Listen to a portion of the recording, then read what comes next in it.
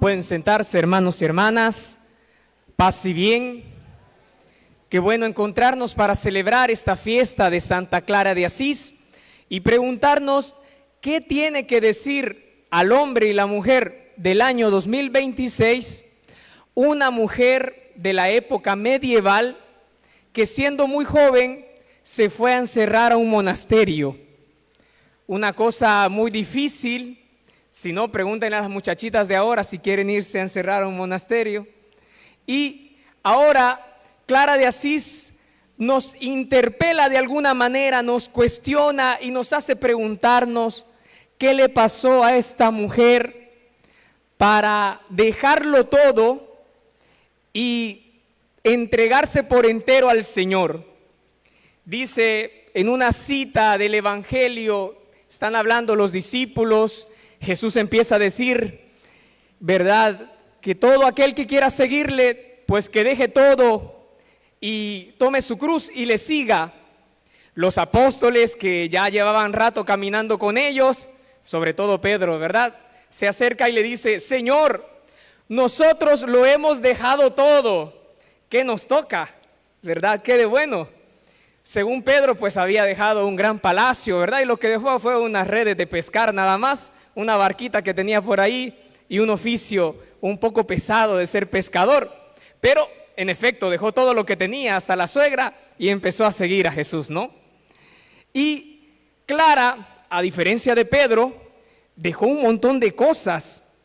Clara era de apellido Favarone o Freduccio. Eran dos apellidos que habían ganado cruzadas antes. Eran caballeros de la nobleza, lo cual quería decir que tenían un título no solamente de porte militar, sino también un título que les garantizaba riquezas de por vida, por generaciones. Un título que, por cierto, Francisco aspiraba para su apellido Bernardone, porque su apellido era de un vendedor de telas, lo cual era bastante bueno, pero él quería algo más, nobleza, riqueza, poder. Pues Clara ya lo tenía, era hijo de gente así, era hija de gente así. Pero un domingo de Ramos, ya de común acuerdo con Francisco, Clara entiende que el obispo le dará una señal y ese día ella se va a escapar de la casa para irse a vivir a San Damián, donde los frailes estaban apenas reconstruyendo una iglesita. Y la señal que recibe Clara ese domingo de Ramos es justamente el ramo. El obispo, de toda la gente que está en el lugar, se le acerca y le da el ramo. Esta es la señal que Clara necesitaba para decir, este es el día. Y por la noche, sin que sus padres lo supieran, lo cual le generaría un gran problema después, ella deja todo, a su familia, sus riquezas, su apellido, y empieza una entrega que cambiaría de un gran modo la iglesia, puesto que Clara sería la primera mujer en escribir una regla dentro de la iglesia católica, que ni siquiera Santa Escolástica, que había sido hermana de San Benito, pudo escribir porque tuvo que asumir la regla de su hermano. Y así de tantas otras santas mujeres, que por cierto Santa Clara después inspirará a otras reformadoras santas, como Santa Teresa de Jesús y otras más. Santa Clara nos recuerda mucho del Evangelio. Hoy Jesús nos dice que permanezcamos unidos a la vid que es un árbol, un arbusto que da estos frutos muy conocidos por todos. Nos recuerda un poco el apodo que Santa Clara había escogido para sí delante de Francisco. Ella se llamaba a sí misma la plantita de Francisco, no porque fuera una cosa, un objeto, sino porque había entrado en una lógica de cuidado, una cultura del cuidado que había asumido en Francisco de Asís. Esta cultura que nosotros hablamos ahora de ecología integral, que implica cuidar la humanidad del otro, así como cuidamos la creación entera. Y ella, con este cuidado, empezó a dar frutos en abundancia en una orden religiosa que por todo el mundo está orando en silencio, en lo escondido, porque el Señor que ve lo secreto lo recompensa, ¿cierto? Y ahora esta orden también nos da fuerza para seguir adelante en la evangelización. Santa Clara escribía a Inés de Praga, otra mujer que quería seguir sus huellas estando en otro lugar, otra reina que había dejado todo para seguir a Jesús. Le escribe que ella cree que el reino de Dios no se da sino a los que son como los pobres, así como dice Mateo 5. Y al decir esto, Santa Clara no lo dice siendo reina, siendo hija de la nobleza, como antes ella en solidaridad daba a los mendigos. Generalmente la mano de arriba siempre mira hacia abajo, ¿no? Al pobre que ayuda, que asiste, que está bien. Pero Santa Clara no quería conformarse con eso. Quería servir a los pobres, pero viviendo como los pobres, desde los pobres y para los pobres, porque para ella Cristo, nacido en el Belén, casi desnudo, y muerto en la cruz, desnudo también, había vivido pobremente. Y esto en la actualidad es muy fuerte, porque nosotros sabemos que la gran mayoría de nuestro país es de gente pobre, pero mucho más podemos saber que de los pobres la gran mayoría son mujeres. Y a esto se le llama feminización de la pobreza, porque las mujeres, además de tener un trabajo difícil, como todas las personas pueden tener un trabajo complicado, suelen aumentarlo con el trabajo de casa.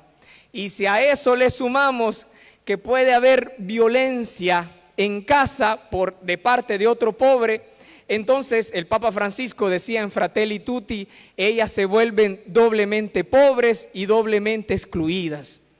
A estas mujeres habla ahora Clara de Asís, mujer de su tiempo, que se convirtió en una mujer nueva por ser libre y empezó a hacer estructuras nuevas. Porque quien sigue a Jesús tiene una vida nueva y crea relaciones nuevas, crea relaciones equitativas, justas, humanas, fraternas, o pudiéramos decir en lenguaje femenino, sororales. Y esta mujer que empieza a predicarnos de Jesús con su vida, con sus actos, con su entrega, empieza al mismo tiempo también a generar en consecuencia otra manera de ver el Evangelio. Clara tuvo que enfrentarse a un papa para que le permitiera el privilegio de la pobreza, porque el papa le decía que un monasterio no puede vivir pobremente, tiene que tener parcelas, extensiones de tierra para que de ahí pudieran sacar el alimento. Como en la época medieval, quien tenía las tierras tenía también a los vasallos que trabajaran en ella. Pues Santa Clara no permitió irse de este mundo sin antes que el sumo pontífice le diera el privilegio de la pobreza, un documento firmado en el cual los monasterios de clarisas no tendrían grandes extensiones de tierra, no tendrían trabajadores muchos para ellas, sino que iban a vivir pobremente de sus manos y de la providencia de Dios. Enfrentarse a un papa es difícil, pero una mujer valiente, convencida de que sigue a Cristo vivo, resucitado y pobre, es la única que se puede enfrentar a ese poder. Una vez muerto Francisco de Asís, los primeros compañeros que le siguieron de cerca no iban a preguntarle a los superiores, a los sucesores de la orden, qué debían de hacer conforme al corazón de Francisco, sino que los hermanos preferían irse al monasterio de San Damián a preguntarle a la única que conocía más de cerca su corazón, a Clara de Asís. Por eso en el testamento de Clara, cuando está a punto de despedirse, la palabra que más se repite es el Padre Francisco. Y ella recuerda cómo el Hijo de Dios se hizo camino para ellas y cómo el seráfico Padre se hizo ejemplo, imitador y amante suyo. Ella, al final que el Papa le concede este privilegio y le acepta la regla para vivir el evangelio pobre como ella quería vivirlo, lo abraza y en sus últimos momentos da una oración muy bonita y muy recordada. Gracias, Señor, porque me creaste. Porque todo el camino que ella hizo de entrega entre dificultades con la familia, entre dificultades con las autoridades de la iglesia y entre dificultades también con sus hermanas, porque no todo es perfecto en la vida religiosa. Las hermanas recuerdan en el proceso de canonización que en cierta ocasión ella les estaba lavando los pies como Cristo lavó los pies a sus discípulos, y una hermana por accidente mueve el pie y le golpea una mejilla. Al instante, todas las hermanas asustadas para ver qué reacción iba a tener la madre, Clara de Asís vuelve a tomar la toalla, el agua, y sigue limpiando ese pie que le ha abofetado.